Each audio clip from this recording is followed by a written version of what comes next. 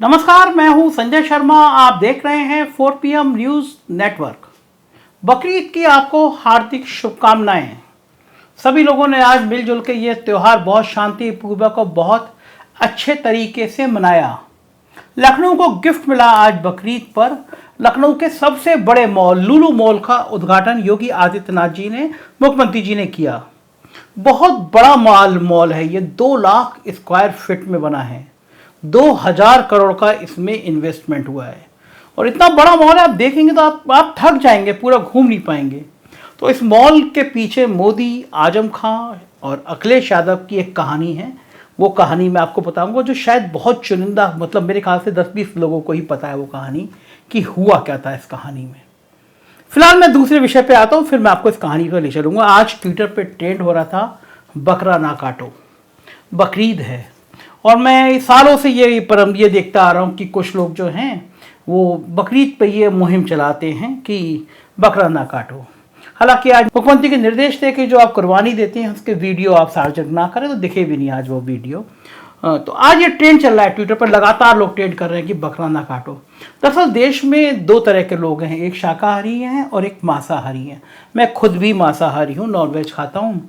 आज बकरीद थी तो मेरे बहुत अच्छे दोस्त, और मैं ये कहूँगा कि मैंने अपनी ज़िंदगी में इतना काबिल वकील नहीं देखा। हैदर भाई, मैं कई वीडियो में जिक्र करता रहता हूँ कि वकील के अलावा बहुत अच्छे इंसान हैं वो। तो आज मैं उनके घर गया, बहुत बढ़िया बोटी कबाब भी मैंने खाए हैदर भाई के यहाँ, और उनके मित्रों को मैंने बधाइयाँ दी। बहुत सारे अधिवक्ता मुझे वहाँ पे मिले।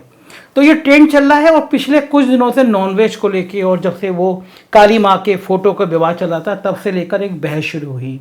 मैं कलकत्ता गया था। रामकृष्ण परमहंस को मैंने बहुत पढ़ा है, स्वामी विवेकानंद को मैंने बहुत पढ़ा है। तो मेरे मन में बड़ी जिज्ञासा थी कि रामकृष्ण परमहंस माँ के मंदिर में पूजा किया करते थे, जहाँ तांत्रिक सिद्धि किया करते थे, और वो शक्तिपीठ है वहाँ। बड़ी बड़ी माँ की आप मूर्ति देखेंगे तो अंदर से आपको देवत्व का भाव होगा, माँ की करुणा आपको नजर आएगी। तो मैं उस मंदिर में गया था और मेरे लिए बड़ा ताज्जुब था कि इतना पढ़ लिख रखा था उस मंदिर के बारे में। और मैं गया तो वहाँ पे एक कमरे में 2 बॉक्स टाइप के बने हुए थे, और एक में वहाँ पे प्रतिदिन लगभग एक भैंसे की बलि दी जाती है और एक में एक बकरे की बलि दी जाती है। और जो रक्त होता है वो वहाँ पे सिंदूर में मिलाया जाता है, और जो प्रसाद देंगे आप तो जो आपको सिंदूर मिलेगा उसमें उस भैंसे या बकरे का रक्त मिला होता है। और ये माना जाता है कि माँ को तांत्रिक सिद्धि से ये बलि दी जाती है, और इसका रक्त जो होता है ये महिलाओं के, विवाहित महिलाओं के सिंदूर में लगता है तो उनके पतियों की उम्र लंबी होती है। आप कामाख्या देवी जाएंगे तो वहाँ पे भी बलि दी जाती है, और कई सारे ऐसे देव स्थान हैं जहाँ पे बलि की परंपरा है। मेरी पत्नी पिछले दिनों उज्जैन गई थी, महाकाल, अभी पिछले हफ्ते मैं नहीं जा पाया था। तो वहाँ पे और मंदिर गई, भैरव मंदिर वगैरह, वहाँ पे मदरा चढ़ाई जाती है भगवान को, और लेकर भी आई शराब में। मैंने कहा थोड़ी ज़्यादा ले आती तो हम लोग पार्टी वार्टी भी कर लेते, लेकिन प्रसाद था तो वहाँ प्रसाद लेकर आई। तो आज भी ये चला कि बकरा ना काटो, और ट्रेंड चला। ट्विटर पे ट्रेंड तब चलता है जब पूरे देश में लोग लगातार ट्वीट करते हैं कि भाई एक किसी विषय को कर दिया तो वो ट्रेंड चलने लगता है। तो ट्रेंड चला कि बकरा ना काटो, मतलब मांसाहार ना करो। अब आप सोचेंगे कि मैं मॉल की कहानी बता रहा था आपको, और मॉल की कहानी से मैं कहाँ ये बकरा ना काटो और भैंसा ना काटो और मांसाहार और शाकाहार के प्रचलन में आ गया। दरअसल मॉल की कहानी भी कहीं ना कहीं मांसाहार से जुड़ी हुई है। लुलु मॉल पूरे उत्तर प्रदेश का सबसे बड़ा मॉल है, शान है, गौरव है लुलु मॉल। और जो इसके मालिक है एम ए यूसुफ अली, केरल के रहने वाले हैं। दुबई मोस्टली वो सेटल्ड हैं, और दुनिया के 22 देशों में उनका कारोबार फैला है। बहुत अच्छे इंसान हैं, हजारों लाखों लोगों को रोजगार देते हैं।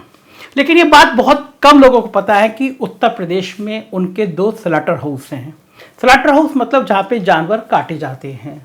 एक रामपुर में है और एक बाराबंकी में है, और जो उनकी कंपनी है उसका नाम है फेयर एक्सपोर्ट। आज लुलु मॉल में जो उद्घाटन हुआ योगी जी ने, वहाँ पे फेयर एक्सपोर्ट का भी एक बड़ा स्टोर था। और फेयर एक्सपोर्ट जो है वो 5000 करोड़ का सालाना कारोबार करता है।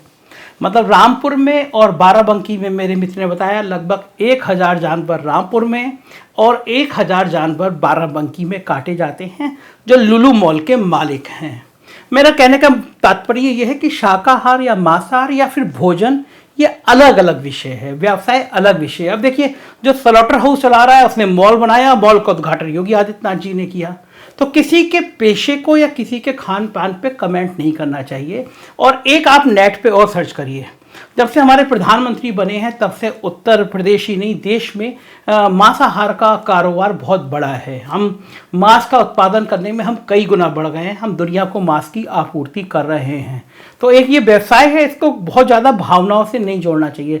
तो मैंने भी आप यूसुफ अली साहब का मैंने सिर्फ इसलिए परिचय दिया, आप लोग जो ट्विटर के जरिए ये जो त्योहार पे भी ये जो मन मुटाव करते हैं ना, ये मत करिए। देख, आप शाकाहारी होंगे, मैं मांसाहारी हूँ, मेरे घर में मेरा बेटा मांसाहारी है, बेटी शाकाहारी है, पत्नी शाकाहारी है, वो अंडा भी नहीं खाती। तो कोई क्या खाए क्या पिए, ये सबका अलग विजन है। मैं कुछ खाऊं, मेरा बच्चा कुछ खाए, तो ये ना शाकाहारी बुरे होते हैं ना मांसाहारी बुरे होते हैं। जिसको जो खाना है वो खाने पीने दीजिए, ये तो व्यक्ति की स्वतंत्रता है, वो क्या खाएगा क्या पिएगा। तो खैर, अब हम मॉल पे आते हैं, मॉल की कहानी बताता हूँ मैं आपको। आज मैं सुन रहा था एम ए यूसुफ अली जी का भाषण, जब उन्होंने उद्घाटन किया, निमंत्रण देने उनके एक बड़े अफसर खुद मेरे दफ्तर में आए थे और उन्होंने मुझसे कहा भी था कि मुझे ज़रूर आना है। तो बहुत बड़े अफसर हैं वो लुलु ग्रुप के, तो मुझे जाना भी था, लेकिन मैं थोड़ा सा ईद के चक्कर में आज कुछ लोगों के चला गया तो जा नहीं पाया। फिर मैंने बाद में उद्बोधन सुना वहाँ के लोगों का, तो यूसुफ अली जी ने धन्यवाद दिया। सरकार को देना भी चाहिए, सरकार ने बहुत ज़्यादा फैसिलिटेट किया है, वहाँ पे बहुत सारी सुविधाएं दी हैं और एक अच्छा मॉल खुला है। ये सब वो चीज़ें जैसे डेवलपमेंट आता है, विकास होता है। इस डेवलपमेंट के चक्कर में देखिए तंत्र, वीआईपी तंत्र कैसा होता है। मुझे एक चीज़ और ख़राब लगी, मतलब एक अच्छे मौके पर आज चूँकि वहाँ मुख्यमंत्री आ रहे थे और बाकी वीआईपी आ रहे थे, तो ट्रैफिक रोक दिया गया था। और ट्रैफिक थोड़ी मोड़ी देर नहीं, बहुत पहले से रोक दिया गया था। तो आप साइड की विंडो में देख रहे हैं एक एम्बुलेंस है। अब आप सोचिए, एम्बुलेंस में मरीज तड़प रहा है और साइड में रोड ब्लॉक करी हुई है। ये परंपरा अमेरिका में चले जाइए, जापान में चले जाइए, लंदन में चले जाइए, वहाँ का राष्ट्रपति निकल रहा हो, प्रधानमंत्री निकल रहा हो, सड़कें नहीं रोकी जाती। यहाँ पे 20-20 मिनट, आधा घंटे पहले आप सड़क रोक देते हैं। और ये व्यवस्था भी नहीं करते कि आप ये जो है एम्बुलेंस कम से कम हो, जिसमें मरीज हो उसको निकलने का मौका दो। तो आप देख रहे हैं ये जाम लगा हुआ है और ये एम्बुलेंस बीच में फंसी हुई है। तो खैर मैं उस विषय पे आता हूँ कि यूसुफ अली साहब ने उद्घाटन में उद्बोधन हुआ तो बहुत सीएम साहब को तारीफ करी कि आपके अथक प्रयासों से ये मॉल बन गया, तो बहुत अच्छी बात है। लेकिन कुछ चीज़ें और भी हैं, जैसे इन्वेस्टर मीट में कहा गया कि जब बड़ी बड़ी योजनाओं का यूपी का इन्वेस्टर मीट आया तो उसमें लुलु मॉल का जिक्र किया कि लुलु मॉल ने इस सरकार में इतना इन्वेस्टमेंट किया। तो मेरे जो मित्र हैं और भक्त जो हैं वो उससे नाराज हो जाए कि कहेंगे आप हर चीज़ में खुराफात निकाल लाते हो, सरकार के कुछ अफसरों को भी मिर्ची लग जाएगी। लेकिन सच बोलना तो आदत है, बीमारी है। तो लुलु मॉल के लिए ज़मीन समाजवादी पार्टी सरकार ने दी थी, और बल्कि वो जो पूरा इलाका आप देख रहे हैं जहाँ पे मेदांता सिटी बना है, जहाँ पे आईटी सिटी बना है, वो सारी ज़मीनें समाजवादी पार्टी सरकार में दी गई थी।